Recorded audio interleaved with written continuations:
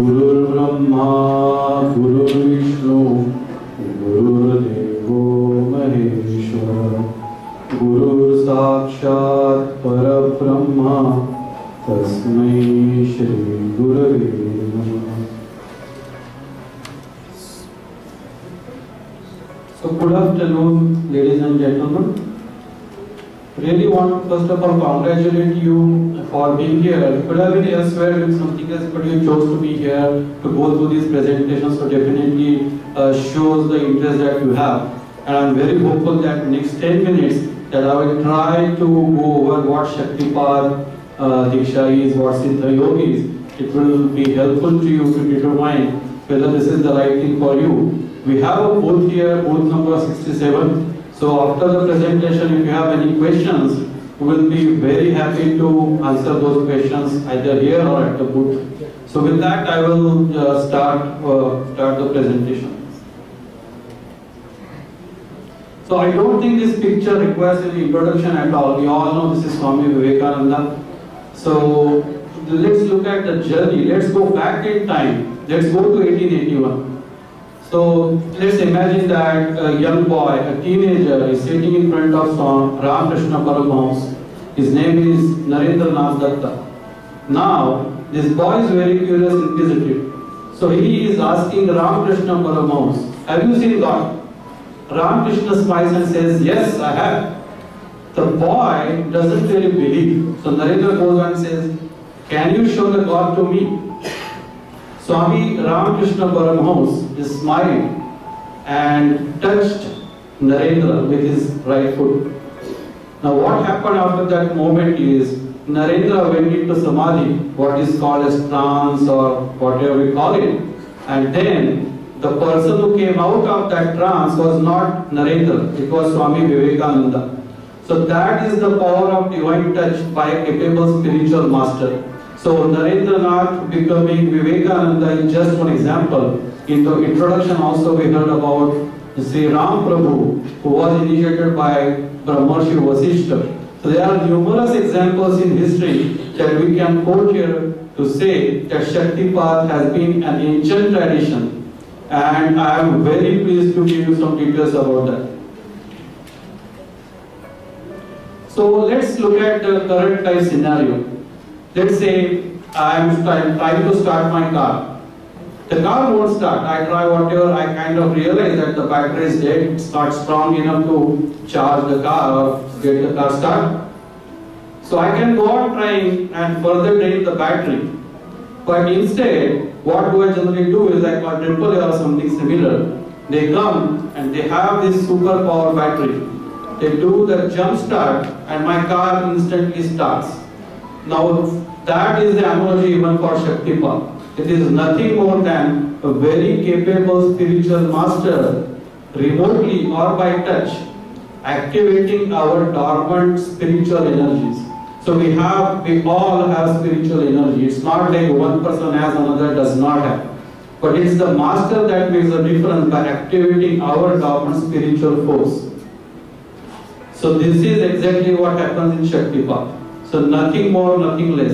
It is the capable master activating our dormant spiritual force.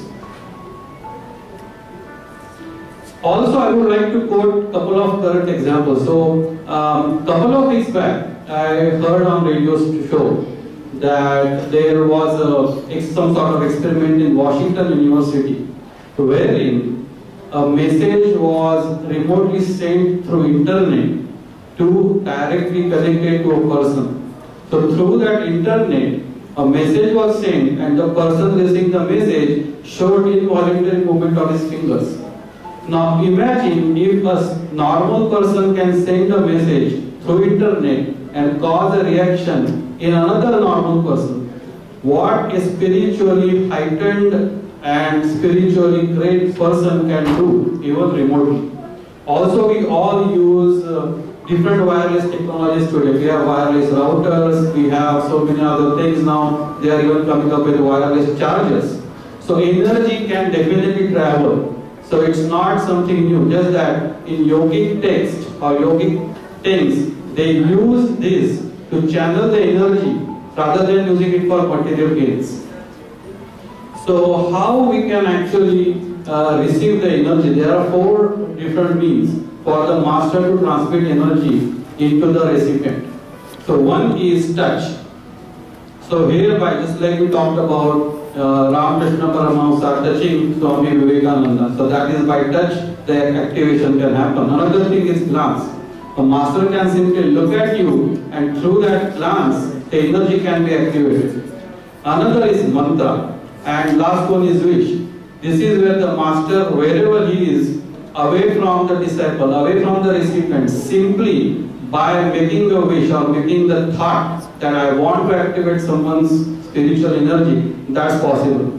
Now, it's not really something that, in my own family, we have all the 4 types of dikshas or initiations. I had by touch, my wife had remotely by wish, my son received the initiation through glance, and my daughter received mantra initiation. So there are different ways, doesn't mean one thing is better than other. It just means that the master is capable of activating our spiritual force by whichever means they choose appropriate. So that is what Shaktipat Diksha is, and this is how it is given remotely or in presence by a master. Now, what are the different highlights of Shaktipat Diksha? How is it different from other types of initiations? So this is something for me, I am very lazy. So for me, trying new techniques, learning something new, going through that practice is kind of difficult. So for me it is very simple enough to sit on the asana and the force that has been activated does the rest. I don't have to learn any technique. I do not have to do any type of pranayam or yoga or stop eating something, nothing of that sort. I live my normal life and I am almost running my car like a cruise control. That is the first advantage. The next one is it is self-sufficient. So once you are activated or you are initiated in Shaktipat, you do not have to follow any other method or discipline or yoga or anything at all. This sadhana or this practice is self-sufficient. It's complete in its own. The third thing is it is like oxygen. So you don't have to pay hefty fees, thousands of dollars or even hundreds. This is completely free. The Diksha is not given for, it is given completely free. It is just like oxygen. God does not charge us for breathing. And everyone gets the same amount of oxygen no matter where they are, whether whichever their background is, religious faith, social status, nothing matters. We all get oxygen the same way. This is exactly like that. The Guru will not differentiate between anybody asking for initiation, and it is completely free. And the last thing is its triple action.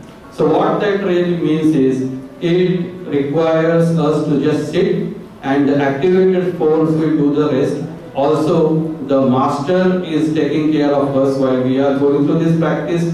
So, and the activated force, the master and our own practice. So 3 things together will help us advance. So this is something about my Guru. Now I am really proud and blessed to introduce you to my Guru, Sadguru Swami Sugandheshwarananda Prabhupada.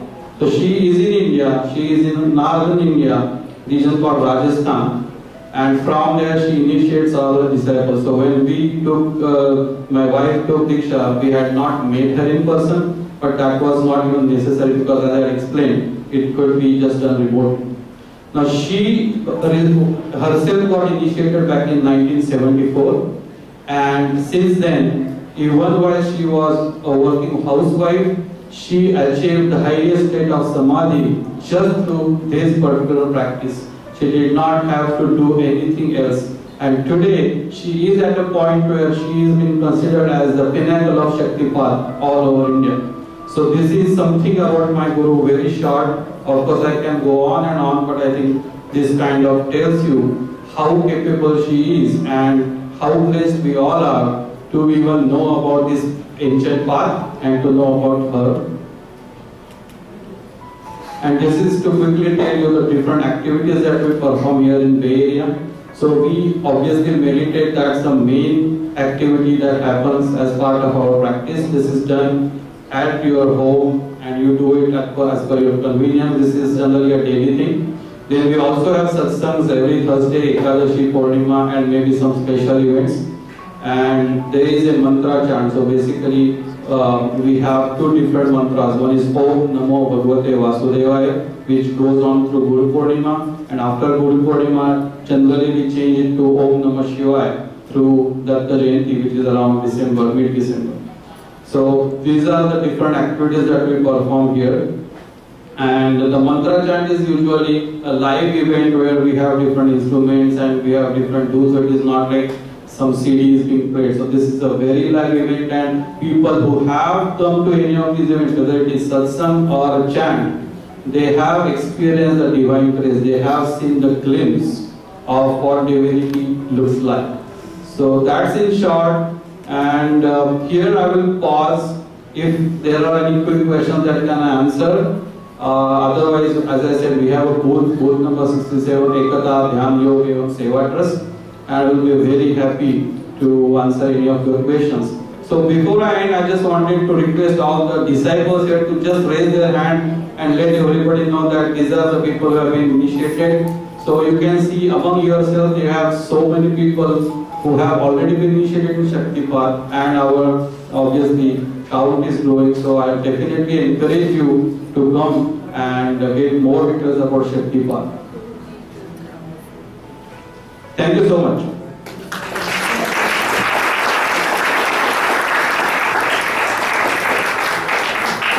Thank you, Deshpande ji. That was a very nice talk.